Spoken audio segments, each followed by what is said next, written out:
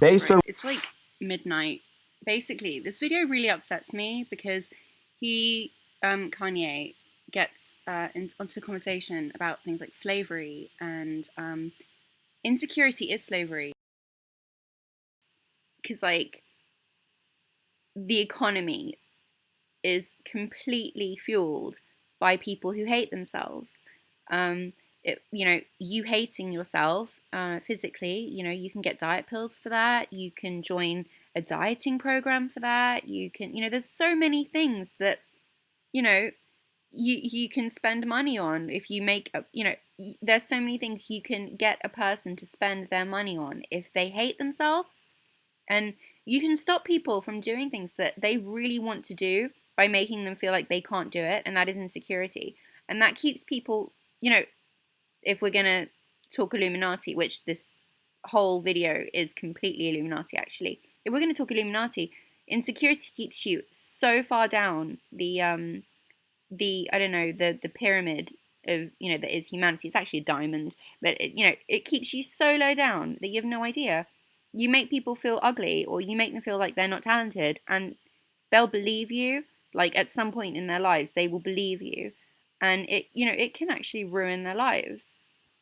So yeah, so for me, it goes in stages. At first you make someone feel insecure about their bodies or their abilities, and who's going to make Kanye feel like he can't make music? That's what he does, or that he's not a good artist, or that he's not a good designer. You can't do that. So what do you do? What's the next stage? You make him feel crazy. And then what's the next stage? There's all these stages of controlling people, and that's how, the world works. It's like childhood. That's the most, I think, apparent means of observing what humans really like.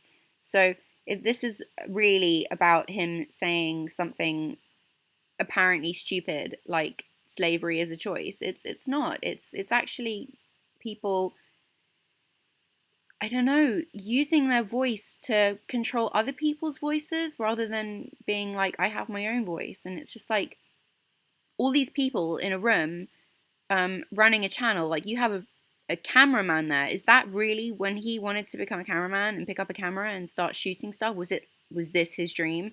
Or when you have like all those people on computers like researching stuff, was that their dream? Like, all these people who have been realistically made to feel insecure, which is why they have their job. You can't live your own dream, or you don't have enough time to live your own dream. It's just really fucking messed up how people can engage with a reality and not actually understand it at all. And then Kanye comes along and tries to explain it, and people get really offended and take it out on him. It's like, what has he ever done but tell the truth, really? Or his truth? Like, he said some really fucked up stuff, but ultimately, what's he ever done but tell his truth? And that's all you can do. And yeah, so okay, watch, because this video is actually quite intense. What you've just said here, it sounds to me you got precisely the reaction you wanted. Okay, so basically this is a video about rape culture and slavery and, I don't know, everything that people do that they don't even realize that they're doing, and it's just upsetting me because it's fine. I put up with it most of the time, but not when it comes to Kanye, okay? You don't do this to Kanye. He's been through enough, okay? No, I'm not going there. I know that's like, I can't steal that from Chris Crocker. Like, you can't do it twice, but basically this is a really important discussion, and I'm gonna The confrontation begins when someone tells Kanye that he is wearing clothes for attention. By wearing that hat. I didn't want a reaction. You wanted a reaction. No, you knew there was wanted a reaction. How fucking Kanye. dare you wear a wanted hat, to Kanye. get eye-raped by the public. going to be a reaction. I knew there was going to be a reaction, but I'm just living my life day by day, doing what I feel and what the Spirit calls upon me to do. Here Kanye explains that he has the right to do and wear whatever he wants. But it also opens up this dialogue that you're not apologizing. Here a grown man tells Kanye to apologize for thinking he has the right to do and wear whatever he wants. Because everybody else, when they make a statement like that, they end up apologizing because they're so worried about what people say on social media. Now grown man tells Kanye that when the public get upset the person doing and wearing whatever they want, that person owes the public an apology. But you know why when I went to visit him the first time, Right after the election. Yeah, and I took the tweets down and everything. Yeah. Cause I was drugged the fuck out, bro. Here Kanye explains that mind-altering drugs alter your mind. I was drugged out. Here Kanye explains that mind-altering drugs alter your mind. I was on opioids. Here Kanye explains that he was on opioids. 2 days after I got off of opioids, and I was addicted to opioids. Here Kanye explains that he was addicted to opioids. 2 days I got off of opioids, I'm in the hospital, right? Here Kanye explains that the addictive mind-altering drugs he was given had a very unfortunate effect on him, and that he was hospitalized as a result. I think the significance that needs to be explained about like my attempt at humor with like pointing all these little details out was that the interviewer had all of these opportunities to discuss really serious things like, oh my fucking god, you were on opioids. Wait a second, it takes 2 days to get addicted to opioids. Do you know, like, there are all these things that you could have chosen to discuss, but you didn't. It's almost like Kanye was sort of being set up to have a temper tantrum, because that's what Kanye does. That's anyone that knows Kanye, you know, there's a temper tantrum just waiting in there. Here Kanye very theatric acknowledges that there are a lot of people listening to him having a very, very personal conversation, so he addresses them all. Surgery because I was trying to look good for y'all. Here Kanye explains that people have very bad manners and think it's acceptable to comment on other people's appearances. I got liposuction. So he got very, very invasive surgery that caused him a lot of physical pain. And money.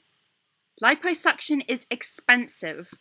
And not that it's either here or there, or even any of our business, but liposuction, first of all, doesn't necessarily always work. And second of all, it's not even that. It's that he had liposuction, and then he was given painkillers to cope with the pain, you know, because surgery hurts. And then he's given psychiatric drugs that make you obviously gain weight. Because I didn't want y'all to call me fat. Kanye did not want people to call him fat. Like, it's quite comical to me as somebody who's been called everything. Like, I've been called too fat, and I've been called too skinny. And it's, you know, sometimes it's something people don't realize that they're engaging in, but sometimes they do it on purpose. Like, I had this ex-boyfriend who knew full well that I had like anorexia and I was pretty much a size 0. And he went and he never bought me clothes, but for like the first time in our relationship, he bought me clothes. And it's like he did it on purpose. Like, I'm convinced he did it on purpose. He bought me size 14 jeans. And that really upset me. And you think that was you'd be inclined to think that was an accident, but it's actually not. It's something that people do to control you. It's, guys call it the game or whatever. It's just ways to control women. And the idea that, you know, they do it, that people do it to celebrities as well, isn't really groundbreaking, is it? It's just, that's just what we do. We're psychos, and we use other people to elevate us or like bring us down, don't we? Like y'all called Rob at the wedding and made him fly home before me and Kim got married. Here Kanye explains that people bullied a member of his family into not attending his wedding day because he was insecure about his appearance. I didn't want y'all to call me fat. Kanye did not want people to call him fat. So I got liposuction, right? And they gave me opioids. Here Kanye explains that he was on opioids. Kanye did not want people to call him fat. Right? And I started taking 2 of them and then driving to work on the opioids. More than anything, I'm obsessed with these 2 guys getting out their cameras to snap this moment. I love it. Like, I absolutely love it. Like, in their defense, this could be a career-defining moment. I mean, they're in the TMZ building and they're getting their own, you know, their own perspective of this moment. Kanye gave them that. That's right. prize-winning phone photojournalist takes a moment to go casual. Like, I pity this guy. He's coming to work in a fucking suit. No one else is making any fucking effort whatsoever. To hand me if it's, we on tour, give me some weed, blah, blah, blah. So he had to go give me the opioids. And there was talks amongst my camp, like, Ye's popping pills, right? So here Kanye explains that people with very bad manners were talking about him behind his back, saying that he was popping pills.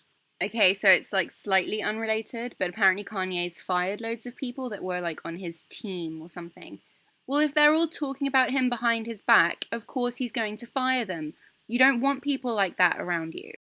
When he handed this to me, he said, this is used to kill genius. Kanye explains that someone told him that mind-altering drugs alter your mind.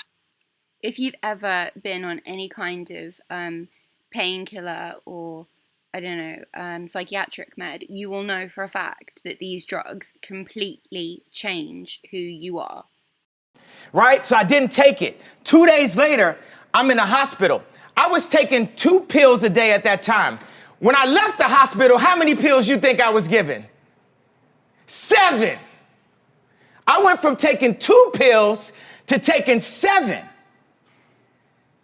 So the reason why I dropped those tweets and everything, because I was drugged the fuck out. It's actually really, really, really fucked up that he's having to explain this to anybody. When you go through something like that, you don't have to explain yourself to fucking anyone. Bro, and I'm not drugged out. These pills that they want me to take 3 of a day, I take 1 a week, maybe 2 a week. Y'all had me scared of myself, of my vision. It's so sad that someone's having to say, you had me scared of myself. Like, the stuff that people should really be listening to is the kind of thing that people will tell you that he's being crazy for saying. He's saying, I was afraid of myself. That's why he was medicated, really, is because he was saying how he felt. He might have been under the influence of something, but I think it would have been much more interesting if society or whatever, or the public could progress to a place where they can let people say exactly what they're feeling. And then they can look back on it and be like, well, this was said because of this, rather than sectioning him. He was put on medication for expressing himself. And, oh my God, like, what was it that he said? He said he was on stage and he was like talking about Trump. Insanity. Well, he's your fucking president. You're the fucking insane ones. Like, if you don't like it, do something about it. And, I think that is what he's trying to do in his own way. And telling, everybody that you hate President Trump on Twitter doesn't work. It really doesn't work. I took some pills so I wouldn't go to the hospital and prove everyone right.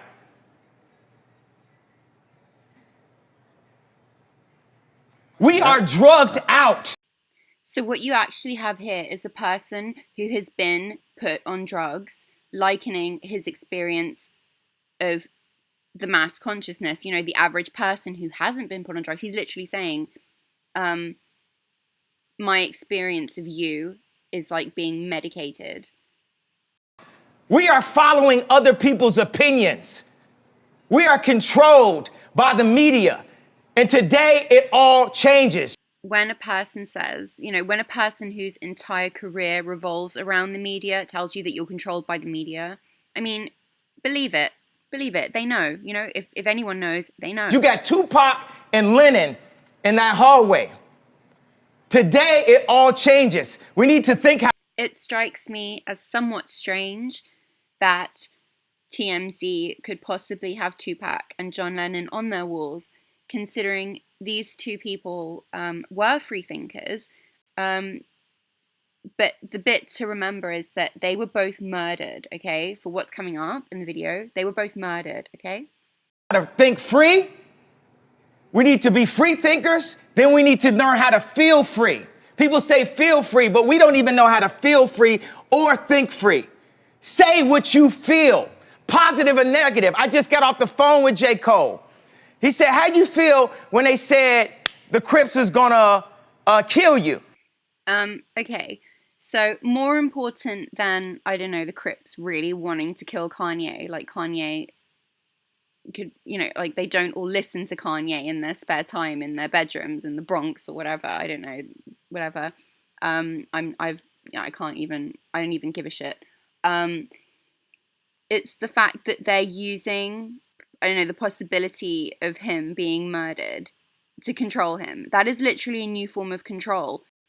Like, first they'll make you feel insecure about your weight, then they'll make you feel insecure about possibly being insane, and then, there are all these levels of control that people put on you, and eventually it's just like, okay, we're going to kill you if you don't shut up. We're going to kill you. That's it. It doesn't matter who kills him. It doesn't matter where this information comes from.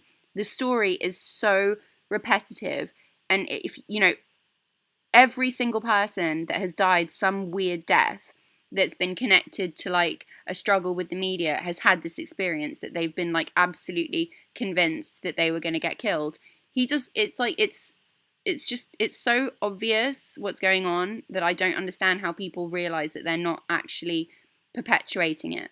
And don't you think it's sort of intentionally like humiliating that Kanye's been sat directly opposite this little screen of all the topics of conversation? It's like trigger. Do you know what I mean? It's like everything that could possibly piss someone off after going through trauma.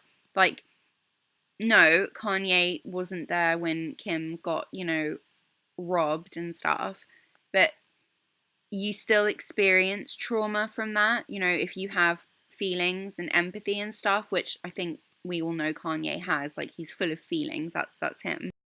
I said, man, that was the headline. But when they said they wanted to beat me up, I said, that's great. They're my brothers. They love me.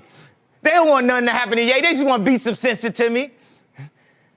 I feel like it would be a bit obvious to assume that that little moment, that reaction there that we got from him was I don't know, he looks crazy there, doesn't he? But imagine that though, when there was a time where you were pretty much the only person that had the bravery to say something like George Bush does not give a fuck about black people.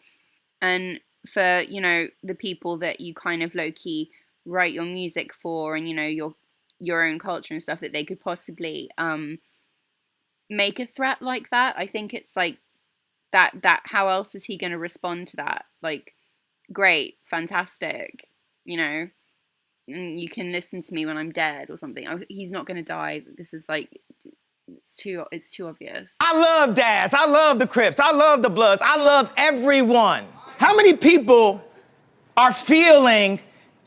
felt something that I said today? Raise a hand if you felt something that I said today.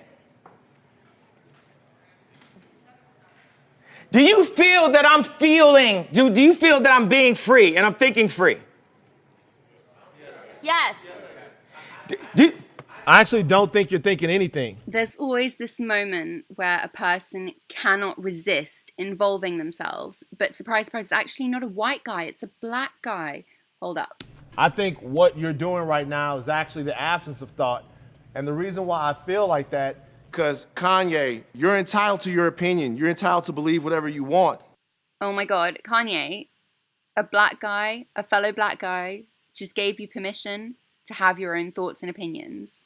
But there is fact and real world, real life consequence behind everything that you just said. And while you are making music and being an artist and living the life that you've earned by being a genius, the rest of us in society have to deal with these threats to our lives. We have to deal with the marginalization that has come from the 400 years of slavery that you said for our people was a choice. I think what hasn't been verbalized by Kanye is that you find a lot more power in looking back on, trauma and saying, I chose that. You have so much more power in doing that than you do in being a victim. Like, it's really comfortable to play the victim. Like, I would know, I blog about it, about all the shit that people have done to me. But you do find power in saying it was my fault. Like, in my better moments, you know, I find that, like, it is really patronizing to think I let these people treat me like shit. I allowed it. Like, it's so much easier to play a victim and to be like, my life absolutely sucks because of this, and, you know, I'm suffering with you know, sort of generational trauma, which is probably the impact of black slavery. But you find strength. It's a spiritual truth, and you find strength in saying that I chose that life. That's my personal view, and like every spiritual teacher ever would agree. Another thing that most people don't consider, and it's more of a spirituality thing, I guess, at this point in time. Eventually it'll just be like accepted as truth. But if all thought is connected,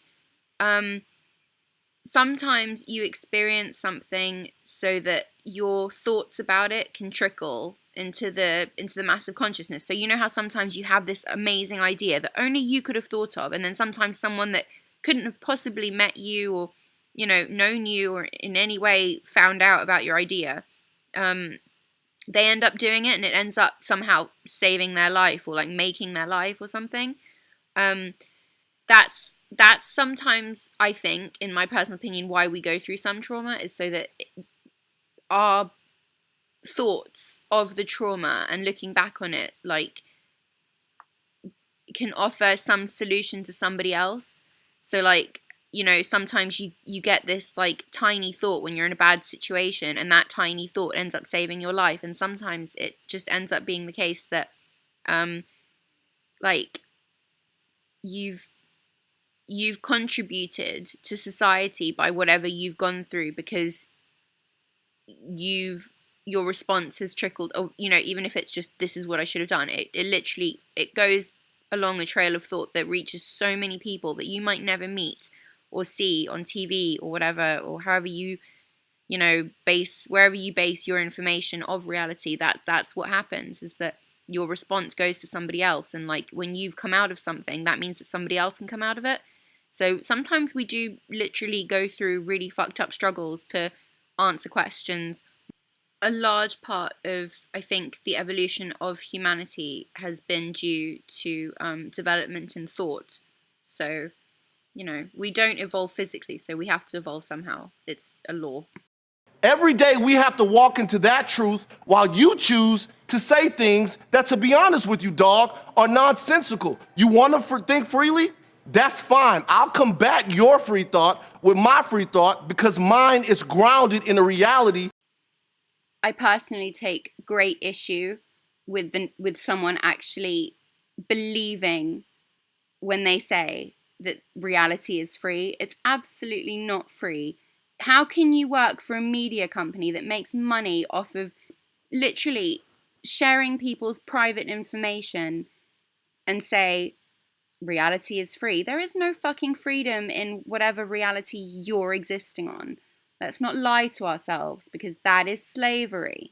That I've been given, and a reality that I'm going to change, but I'm not going to do it by pretending that the enemies are on the same team as me. I actually identify with that anger more than you'd know, but any spiritual teacher would tell you that's probably exactly what you should do. Frankly, I'm disappointed, I'm appalled, and brother, I am unbelievably hurt by the fact that you have morphed into something, to me, that's not real. I'm actually struggling desperately to understand what it is that you're criticizing Kanye for. What has he actually said that has made you this upset? Is it because of Trump? Because Trump isn't in power because of Kanye. I'm sure Kanye would like to believe it, but it's not the case. He has nothing to do with your shitty president, or, you know, your whatever. He's a businessman. You know, that's what he is. He's a businessman. There's no lie about Trump. That's probably what Kanye and Trump have in common, is that there's no lie about them. And that's the baby step to finding any kind of truth, isn't it? That's the way I feel. Stand on all the coffee tables you want to stand on. Say whatever you want to say, but don't throw a stone, then hide your hand like the rest of us are just gonna swallow it. Yay, be yay. I'm off it forever. Do you. But remember, the life that I live is as a real person, an actual person. Now the thing is, he said grounded in reality. This reality has been forced upon us. It is a choice, just like when I said slavery is a choice. Okay, so like at best, we've got slavery is a choice, and it's probably not necessarily a palatable truth for, say, people like Madeleine McCann who are, stuck in sexual slavery. But on the other hand, it's at the very worst, it's his personal coping mechanism, like how he, empowers himself in his involvement as some kind of, ancestor to people who were enslaved. Like he's still, his own name is a slave owners, isn't it? The reality, we can make our own reality. We can talk about history, but not too long. We need to talk about our now, because we can fix and start loving each other now. When I say we have no enemies, we don't have enemies. Black people have a tendency to focus and march when a white person kills a black person or wears a hat. But when it's 700 kids being killed in Chicago, it's okay. It's okay for blacks to kill blacks, but if it's a white thing, I don't think anybody's saying that's okay. There's been more focus and more marches. That is a lie. About don't whites that. killing blacks than kids in Chicago killing each other. That's a lie. There are black people working there. There are no marches over against 90% of black people getting killed are killed by other blacks. That's a fact. The black homicide rate is a fact. That is a fact. Black on black crime is a fact. But there are black people. I need a second to be really predictable and point out that there is a woman speaking, and neither of any of the men have actually bothered to shut the fuck up. It's rude.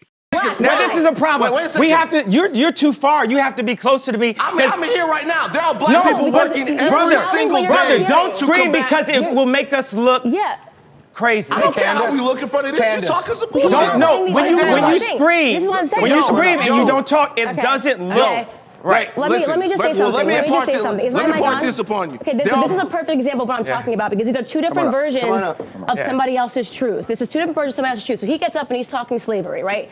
Okay, I'm not enslaved, so that I don't mean to insult his reality. No, Kanye, come on over. I just wanted to give him a hug. Right? Like I don't mean to. No, I think he might want to fight me, but I want to give him a hug. Okay, but Kanye, let's finish conversation and then more. Okay, so here, Kanye's sort of subconsciously doing the thing that probably got him in trouble in the first place, which was kind of a woman is set to make some kind of statement, and he takes the attention away from her. And that's the thing. It's not just him, it's a cyclical behaviour, and that is rape culture. That is actually rape culture. It's sort of finding very little ways of shutting people up. He's doing it himself. No one's completely free of any kind of blame. He's doing it right now. Like, look at her face. She is pissed off. And that's probably some kind of indication of, gender slavery, that no one has actually acknowledged the fact that she deserves to speak about whatever she wants to speak about. Like, she's been given that moment, and it's been robbed from her. And that happens so often to women. And the fact that she's pissed off, but she lets it happen. Do you see what I mean? She could easily be like, excuse me, I'm fucking speaking, shut up. She doesn't. That's choice. Just saying. It's wrong. Like, I'm on her side on this, but she does have a choice here. And to be honest, if she acted the way those men in that room are acting right now, she would have been absolutely ripped apart. That's how society works. Like, we can lie about it, but that's the truth. Kanye just I love you, and I want to give you a hug. I feel like you want to fight me right now, but I love you. I don't fight with my fist, man. I've been through that. This is what I'm saying. So if I come over there, you're not going to fight me? No, I'm not going to hit Kanye West and TMZ.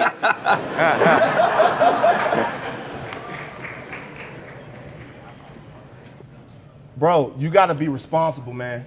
Bro, I'm sorry I hurt you. You got to be responsible, dog. I'm sorry. Is it not possible that he is being responsible to the best of his abilities and that his friendship with Trump is what allows him to say stuff like this? I hurt you, man, bro. Your voice is too big. You got to I'm sorry I hurt you, bro. How does a black guy say to another black guy, your voice is too big? Like, shut up.